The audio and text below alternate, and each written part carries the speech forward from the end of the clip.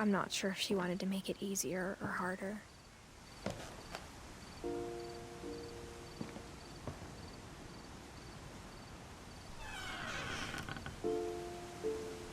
I wish we'd stayed.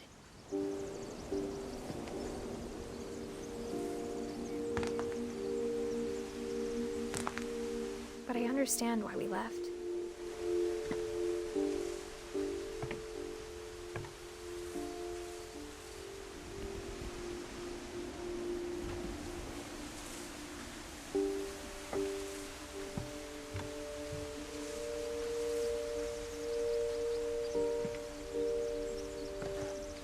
My mom ended up leaving everything behind.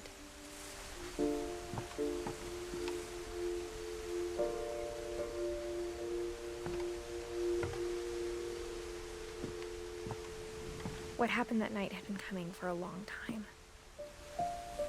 Maybe it should have come sooner.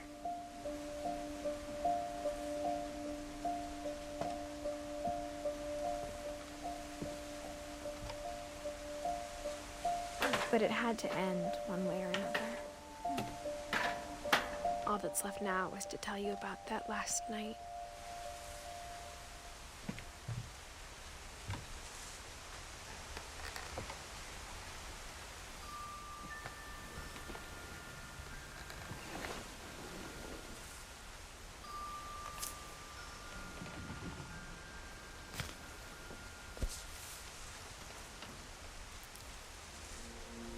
That whole last day, Edie just watched us pack and didn't say a word. Until supper, when she raised her glass and said, "To our final night together, and all our final nights apart." Grandma, you know what I said about alcohol. Some of your medications are very Edith, specific. I left a present for you in the hallway. Why don't you go open it? The grown-ups have to argue now. I'm sorry, you're right. We're all leaving tomorrow. Let's just enjoy our last... I'm not leaving. Edith, you're excused.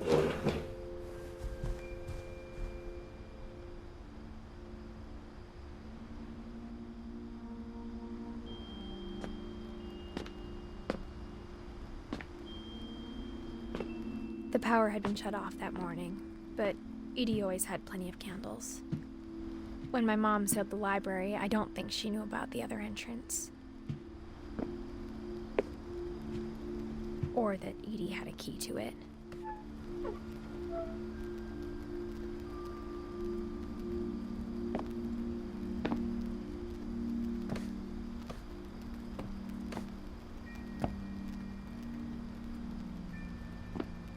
That thing you're afraid of isn't going to end when you leave the house.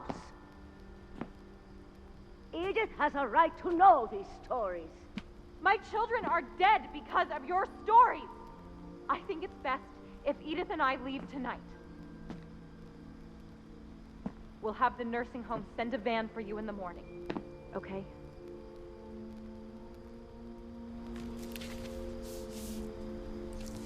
Dear Edith, there's so many stories I wish I could tell you, but there's only time for one. This is about what happened on the night you were born. That night, the tide went way, way out. It was the first and last time I ever saw the old house aground. There'd been an earthquake out in the middle of the ocean. They called it the lowest tide in 1,000 years. God, it smelled awful. You know, I've seen that house every day of my life.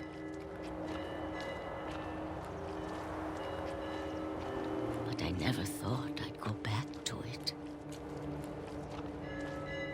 When the fog rolled in, I lost my way.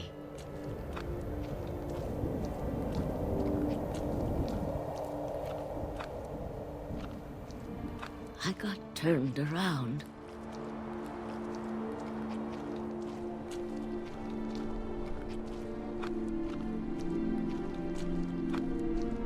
For a while, I wandered.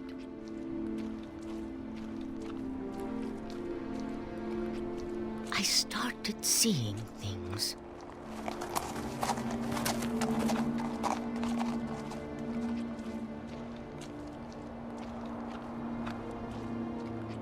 Things I'd forgotten had ever existed.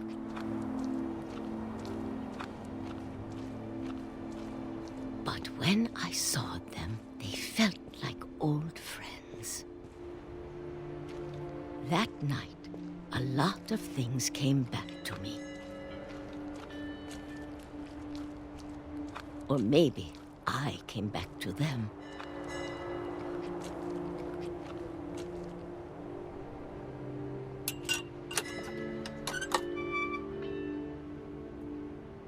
Things I can't explain, but that I need you to try and... Edith, what are you doing in here?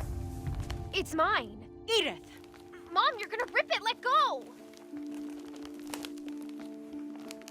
I kicked and screamed, but Mom dragged me to the car.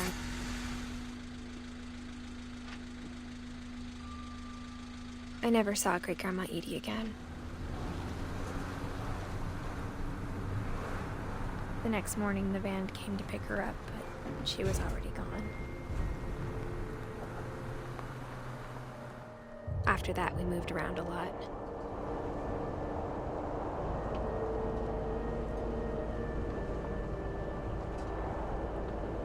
We both tried to make the best of it.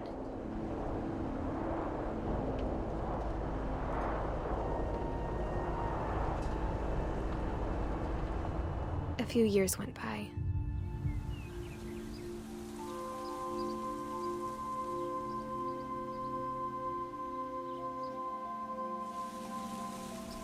My mom didn't like to talk about it. But she started getting sick a lot. The rest happened pretty quickly.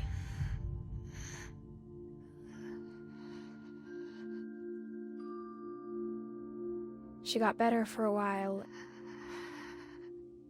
and then she didn't.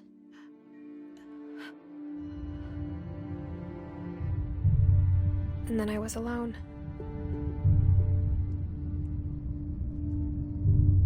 The last Finch left alive.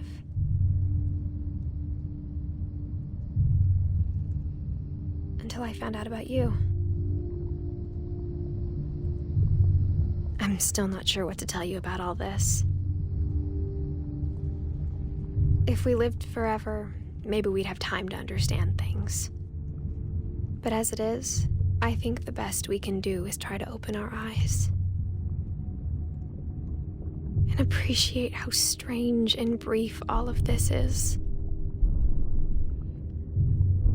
This journal was supposed to be for you. But now I hope you'll never see it. I just want to meet you. And tell you all these stories myself. But I guess if you're reading this now, things didn't work out that way.